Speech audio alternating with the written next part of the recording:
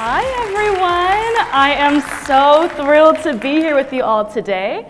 I wanted to start off with just a quick question before we dive into things. Who here, when y'all were a child, wanted to be an astronaut? Raise your hand. So I actually am not a part of the majority here in this crowd. I was not a true space geek growing up. My love for space came a bit later in life. When I was a kid, I wanted to be a diplomat. That was my big dream. I wanted to find a way to leverage policy to bring people from around the world together to promote peace. And so I dedicated most of my youth to volunteering in all kinds of different things, and I ended up choosing my college based on the fact that it was the #1 community school for community service. So I ended up going to this little liberal arts school in Memphis, Tennessee, and that's where my journey to space began. I had a screenwriting fellowship for about 2 years in college, and it was so much fun. I got to go travel all over the world and go meet incredible filmmakers as part of this fellowship. And every semester I would have to write a script based off of some research I would do centered around American values. And my last script, funny enough, was inspired by a space camp jacket I got from a thrift store. So I ended up writing this musical comedy about 2 women competing for a free trip to space. And it was during my research for this script that I came to find out what a powerful unifying tool space could be. My 2 main characters are these immigrant young women of color. And as I did my research for these characters, I came to really understand the limitations that would be placed on these women if they truly decided to pursue careers in space. And I decided, well, I don't really know anyone in the space industry.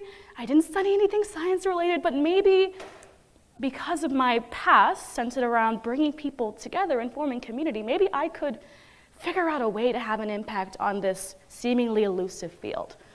So that's what I did. I studied philosophy in college, and I wrote my senior thesis about democratizing the world of space.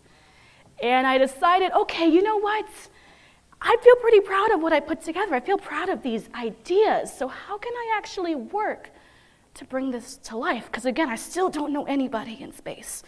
I went to school in Memphis, Tennessee. I don't know if y'all have ever been there, but there's not really a huge banging aerospace community over there. But ironically, my roommate, actually, she is getting her PhD at UCLA in aerospace engineering. So funny enough, somehow I found the one singular person who was also a low-key space geek. But what happened was, after I graduated, I felt like, okay, I can go work in entertainment and in nonprofits. I have so many connections there, but what if I take a summer, I take a risk, and see if there's possibly a pathway for someone like me to get into the world of space. So I went to go volunteer at a conference called New Space over in Seattle. And if you guys are fans of the Space Frontier Foundation, I previously just finished serving as chair of the organization as of a month ago. So I went over there and I volunteered, had an amazing time. I was meeting all kinds of fascinating, brilliant individuals. And I was holding a door open as part of one of my volunteer duties. And this man came up to me and we had a conversation about my paper. Next thing I know, we have a breakfast meeting the next morning and he creates an internship position for me. And I moved to New York City 3 weeks later to get started. And what I found out was, I thought, you know, my general idea when I came into the world of space, I was just about ready to take any job that was available just to get my foot in the door. But somehow I found myself in one of the most interesting positions I've held in my career. I was working at a blockchain company that had just acquired an asteroid mining company. Anybody familiar with Planetary Resources over here? Yep. And so they had just acquired Planetary Resources. So all of a sudden I found myself working with some of the most fascinating people I'd ever encountered in my life.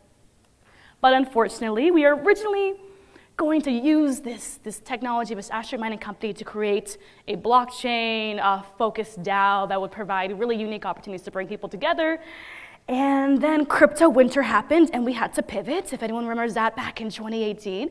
And so when we pivoted, we ended up creating a new project centered around space debris. And that was really when I began to understand the unifying power of space. So our project, it was called TrueSat. And the main goal of this project was to help people from around the world to be able to make meaningful contributions to the space industry from the comfort of their homes. So I traveled around to lots of different events, getting people to buy into this concept that space could be this powerful unifying tool. And I was quite surprised to see how easy it was to do that. I didn't know that people would buy into the idea that something as distant as space debris could be used to bring people here on Earth together. So I would go speak about this at events like WakandaCon, and then I'd go bring this message over to the UN World Space Forum. And interestingly enough, I found the same amount of enthusiasm and excitement no matter the forum I was speaking at. And I came to really understand that the issue is not that people don't recognize the value of space, they just don't know about it. They don't know the endless possibilities that exist out there. And it's up to people like us in rooms like this to bring this message out there because people want to hear it. They want to know what options there are to come together in unique ways, especially at times like this when our world is being pulled apart by an onslaught of geopolitical issues. And so I started not only understanding that space could be a powerful tool in regards to the narrative that we were creating around what these people could do as individuals to contribute to space, but as I got into more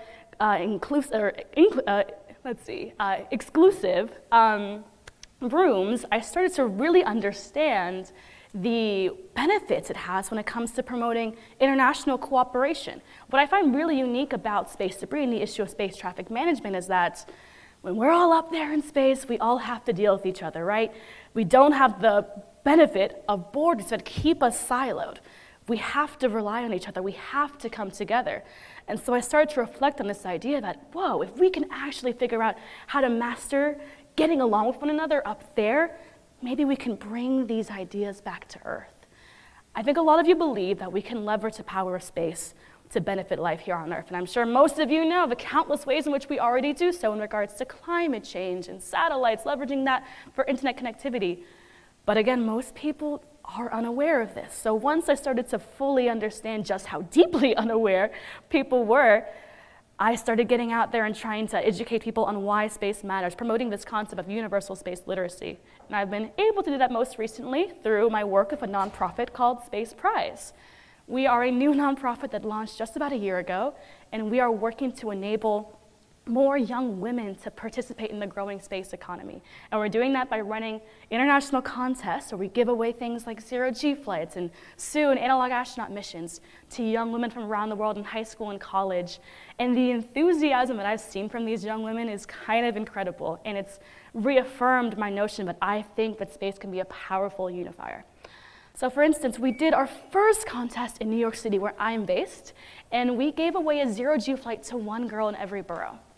And only that, we sent them to space camp, we sent them to field trips throughout New York City, and we even put up a billboard in Times Square with 25 of our finalists, and the caption read, "Let's talk about gender equity in space."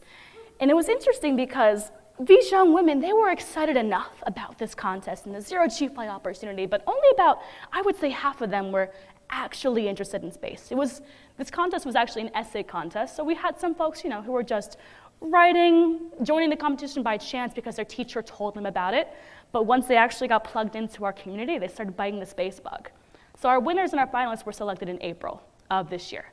And just 2 weeks ago, to celebrate World Space Week and UN Day, I brought all of our finalists to the UN. We had a private roundtable session with the US ambassador to the UN, and it was pretty incredible. But what was most impactful for me was seeing the ways in which these young women had grown. Back in April, again, about half of them had some decent interest in space.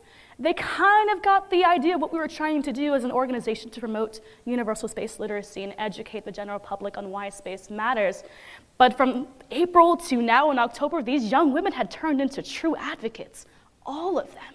And they were sitting at the table with this incredible woman, Ambassador Linda Thomas Greenberg, and she was listening to them describe why space matters in regards to the UN sustainability goals, right? And hearing these young women who we got to help empower them, to give them this opportunity to have this kind of impact, it was incredible to me. And we're doing this not just in the US, we actually have a contest running in Paris, in Portugal, and we have some things in the works for East Africa and Brazil next year as well.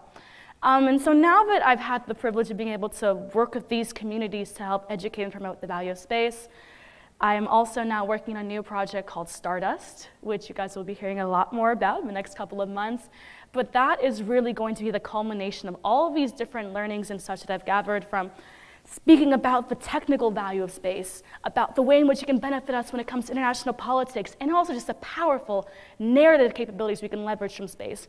Stardust is going to combine all of that and bring together new voices from industries that have tangential connections to our own sector in a really powerful way. And so I am so thrilled to be able to carry out this message, and hopefully want to talk to more of you guys about how we can help get more people in on this vision and understand and fully leverage the power that comes from using space to unify us all.